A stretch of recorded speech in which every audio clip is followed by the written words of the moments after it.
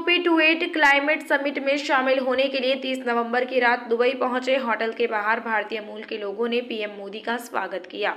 लोग देर रात से पीएम के इंतजार में खड़े थे। पीएम ने सभी से मुलाकात की और हाथ जोड़कर उनका अभिवादन किया।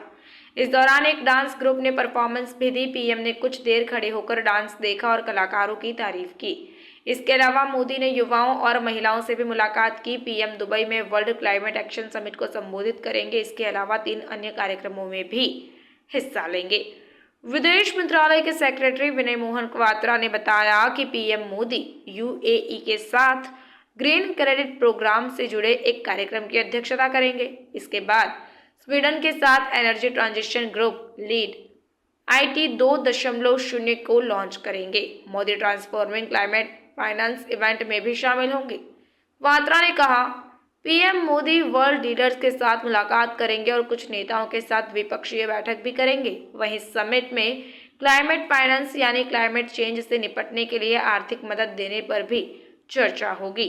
दरअसल पिछले साल मिस्र में हुई COP27 समिट में 200 देशों ने एक समझौता किया था। इसमें क्लाइमेट चेंज के लिए जिम्मेदार अमीर देशों को गरीब और विकासशील देशों को दिया जाने वाला फंड बनाने के लिए कहा गया था। दुबई में इस एग्रीमेंट को स्वीकार कर लिया गया है और एक लॉस एंड डैमेज फंड बनाया गया है।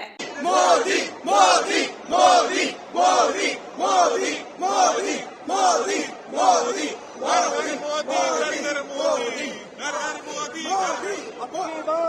मोदी सरकार अब की बार मोदी अब की बार अब की बार मोदी सरकार अब की बार मोदी ही आएगा तो मोदी ही आएगा। 1 2 3 4 मोदी जी की जय जयकार। 1 2 3 4 मोदी जी की जय जयकार। 1 2 3 4 मोदी जी की जय जयकार। 5 6 7 8 मोदी जी हमारे साथ। 5 6 7 8 मोदी जी हमारे साथ। अब की बार मोदी सरकार हमेशा मोदी सरकार। 140 करोड़ भारतीयों की ओर से आप सभी को मेरा नमस्कार। आज सबसे पहले मैं आप सभी का आभार व्यक्त करूंगा। मेरे द्वारा उठाए गए क्लाइमेट जस्टिस, क्लाइमेट फाइनेंस और ग्रीन क्रेडिट जैसे विषयों को आपने निरंतर समर्थन दिया है। हम सभी के प्रयासों से ये विश्वास बढ़ा है कि विश्व कल्याण के लिए सबके हितों की सुरक्षा आवश्यक है, सबकी भागीदारी आवश्यक है। फ्रेंड्स, आज भारत ने इकोलॉजी और इकोनॉमी के उत्तम संतुलन का उदाहरण विश्व के सामने रखा है। भारत में विश्व की 17% आबादी होने के बावजूद 17% आबादी होने के बावजूद ग्लोबल कार्बन एमिशंस में हमारी हिस्सेदारी ओनली 4% से भी कम है। भारत विश्व की उन कुछ इकोनॉमीज में से एक है जो NDC टारगेट्स को पूरा करने की राह पर है। एमिशंस इंटेंसिटी संबंधी टारगेट्स को हमने 11 साल पहले ही हासिल कर लिया है।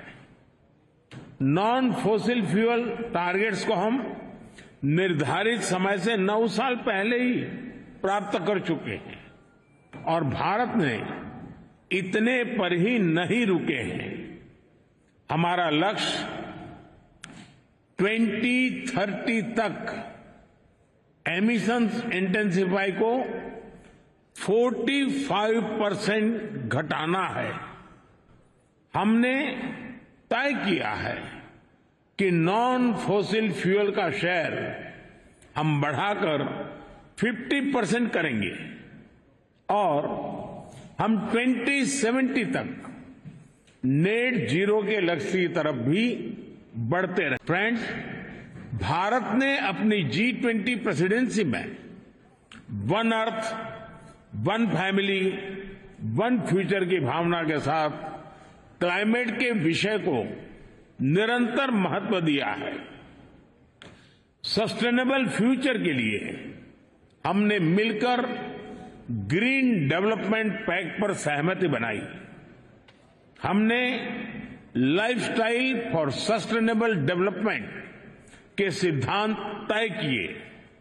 हमने वैश्विक स्तर पर रिन्यूएबल एनर्जी को 3 गुना करने की प्रतिबद्धता जताई। भारत ने ऑल्टरनेट फ्यूल्स के लिए हाइड्रोजन के क्षेत्र को बढ़ावा दिया और ग्लोबल बायोफ्यूल्स अलायंस भी लॉन्च किया।